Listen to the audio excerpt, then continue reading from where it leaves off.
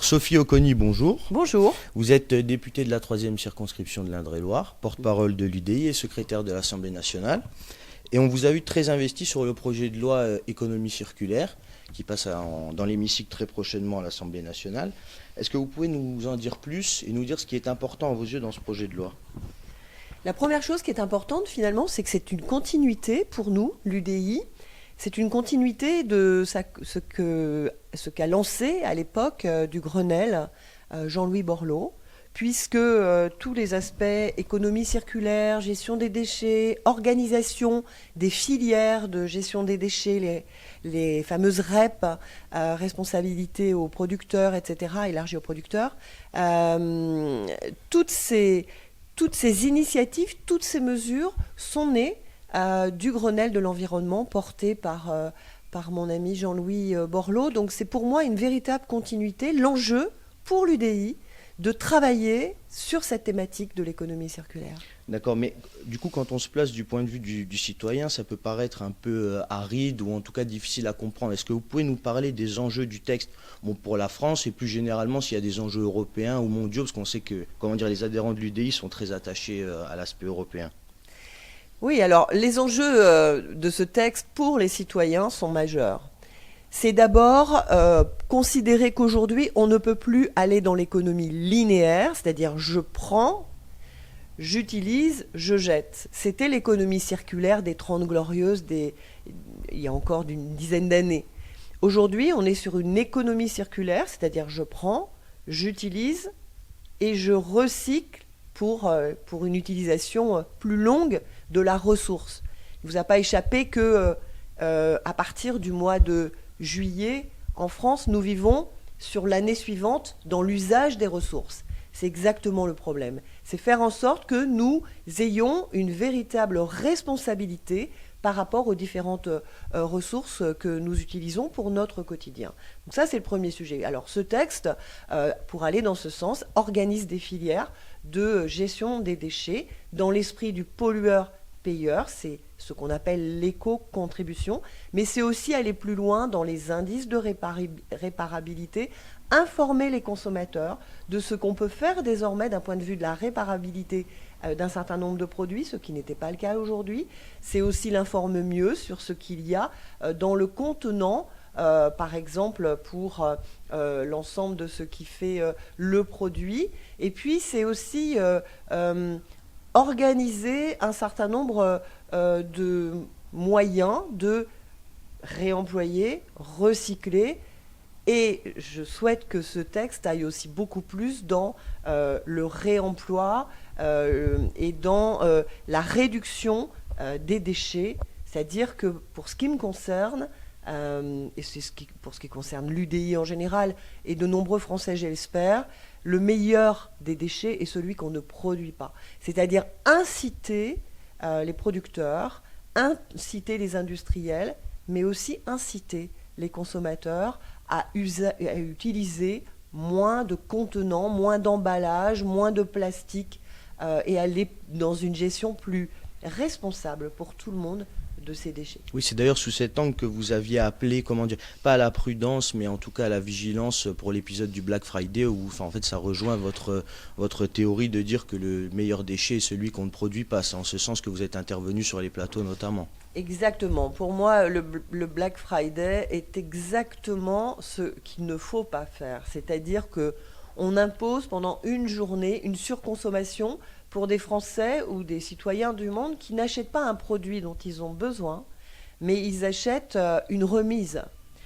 Et c'est tout l'hyper-consumérisme dans ce qu'il a de plus aigu. Et évidemment que pour avoir accès à ces produits qu'on achète en général sur des plateformes, eh bien, il faut de l'emballage, du plastique, du carton, et puis des émissions de CO2 pour la livraison, etc. Donc, pour moi, le Black Friday est exactement ce qu'il ne faut pas faire d'un point de vue de la consommation pour les citoyens du monde, en fait. Très intéressant. On a vu que le Sénat a examiné le texte en premier pour ce projet de loi. Vous avez salué à plusieurs reprises les apports que les sénateurs ont apporté au texte. Pouvez-vous nous en dire plus ? Qu'est-ce qui vous a particulièrement marqué sur le passage du texte au Sénat ? Alors tout d'abord, c'est effectivement le Sénat qui a initié les débats sur ce texte parce que finalement, ça touche les collectivités. Et chacun sait que les sénateurs représentent les élus locaux et donc les collectivités. Donc il était très intéressant que ça passe au Sénat en premier, et ce d'autant qu'effectivement, comme vous l'avez dit, le Sénat a énormément amélioré, a apporté beaucoup de plus-value, de valeur ajoutée au texte dans de nombreux domaines. Notamment sur le réemploi, qui a été un des sujets majeurs au Sénat, sur un meilleur recyclage, une meilleure réutilisation, mais aussi des sujets extrêmement complexes, comme les boues d'épuration, qui sont des sujets dont je ne vais pas parler parce que c'est très complexe, très technique, mais ils ont apporté une véritable valeur ajoutée sur ces sujets-là, de la même façon sur une meilleure information du consommateur, plus d'enjeux sur la réparabilité, bref, un certain nombre de sujets sur lesquels il y a eu un vrai travail de fond pour améliorer le texte, qui dans sa proposition initiale était beaucoup plus légère, puisque il y avait une dizaine ou une vingtaine d'articles à son arrivée, et 80 quand il a quitté le Sénat, donc une vraie belle amélioration. Là, le point d'achoppement qui a fait que le Sénat a beaucoup travaillé le texte était le point de la consigne, qui effectivement retire de la recette dans l'esprit des collectivités. Il leur est retiré de la recette, et donc ça a été un des enjeux du Sénat que d'améliorer l'article qui est l'article 8 bis sur la consigne. Justement, en parlant de la consigne, c'est le point qui a le plus cristallisé l'attention, en tout cas médiatique.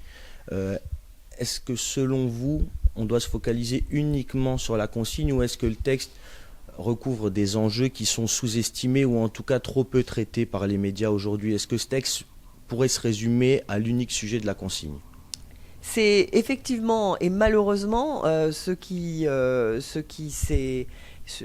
a été la conséquence du passage au Sénat, c'est que finalement le seul sujet qui a été abordé dans les médias était le sujet de la consigne, qui finalement n'est qu'un article 8 bis, sachant que de nombreux autres sujets de nombreux autres sujets ont été abordés, les déchets du bâtiment, avec cette triste affaire du maire de Signes, les déchets d'épuration, l'usage du plastique, le 7e continent dans la mer, dans l'océan Pacifique. Bref, de nombreux sujets ont été abordés, et effectivement, alors que finalement les bouteilles plastiques ne représentent que 0,1% des 125 millions de tonnes de déchets ménagers, eh bien on a focalisé sur cette thématique, ce qui, à mon sens, est vraiment dommage. Finalement, la consigne a été à ce texte de l'économie circulaire et de la lutte contre le gaspillage, a été à ce texte ce que finalement la PMA a été au texte de la bioéthique. Nous nous sommes focalisés sur cette problématique de la PMA, alors que par ailleurs, de nombreux autres sujets étaient abordés qui représentaient des progrès d'un point de vue génétique. Donc on l'a bien compris, ce sujet des déchets, de la collecte des déchets est un sujet central pour les élus, parce qu'ils en ont très souvent la compétence, notamment les élus locaux. Mais lorsqu'on se place du point de vue du citoyen, on entend très souvent le triptyque mieux collecter, trier et recycler. C'est presque une injonction qui est faite aux citoyens. Mais quels dispositifs pouvons mettre en œuvre pour améliorer encore ce triptyque et aider le citoyen à l'appliquer au mieux? Qu'est-ce que vous en pensez? Alors, tout d'abord, pour moi, il est important que nous soutenions les collectivités qui sont ceux qui portent le modèle de collecte et de tri, parce qu'on leur a imposé. À travers un certain nombre de textes, il a été imposé aux collectivités de prévoir la collecte dans leur collectivité, dans leur commune, et puis ensuite d'organiser une chaîne de tri pour revendre la matière. D'accord. Les objectifs de ces collectivités, les échéances, c'était 2022. Aujourd'hui, on change leur modèle économique, puisqu'on leur dit en 2020, c'est fini. En tout cas, on va réduire la gestion de vos déchets. Pour moi, il est essentiel que le travail que nous faisons aujourd'hui sur le traitement des déchets ménagers notamment soit assuré en partenariat exemplaire avec les collectivités.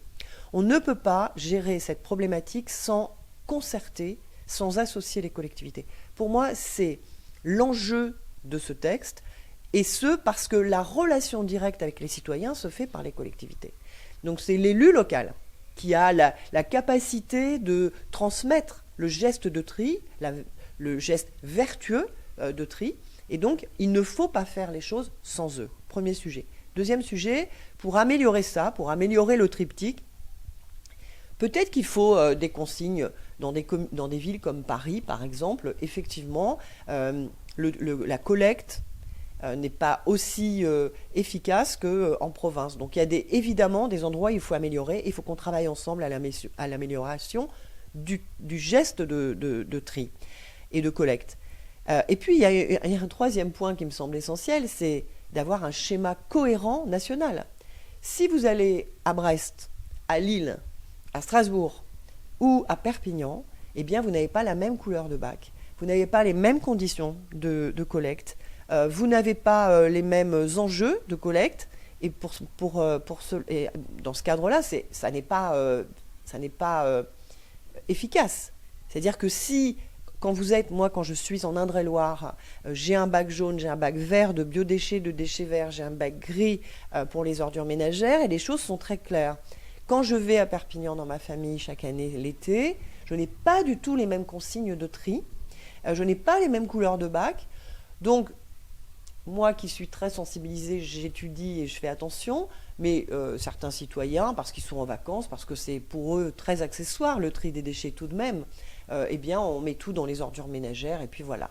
Donc si vous voulez, il y a des tas de choses qu'il faut que nous améliorons, et ça ne peut se faire pour améliorer le geste du citoyen, ça ne peut se faire qu'avec les collectivités.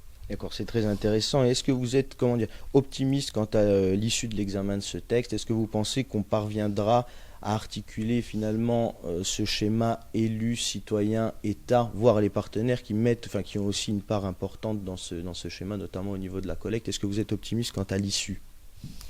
De toute façon, les choses seront forcément mieux encadrées, puisqu'il y a quand même de nombreux sujets qui ont été enrichis par à la fois la discussion au Sénat, mais aussi la discussion en commission développement durable.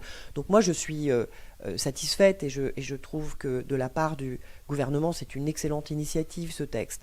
Après, il faut que le gouvernement entende la valeur ajoutée que nous souhaitons apporter, parce que nous sommes des élus de terrain et que nous entendons à la fois ce qu'attendent les citoyens, ce qu'attendent les élus, les collectivités, mais aussi ce qu'attendent les metteurs en marché, ce qu'attendent les producteurs, les industriels. Il y a certaines contraintes qu'il est tellement facile d'adopter en levant une main un soir de débat à 1h du matin, et qui ont un impact sur des filières que nous ne mesurons pas toujours. Et ça, c'est quelque chose pour laquelle j'ai discuté avec la ministre Brune Poirson, en lui expliquant combien il était important d'être à l'écoute de tous ceux et celles qui apportent des amendements à ce texte pour l'améliorer, et non pas pour une opposition stérile. Sophie Oconi, merci beaucoup. On vous souhaite bon courage pour l'examen du texte dans l'hémicycle, puisque ça va être beaucoup de travail, et oui. On se retrouve bientôt pour une prochaine émission de l'invité de la semaine. Merci de m'avoir écouté.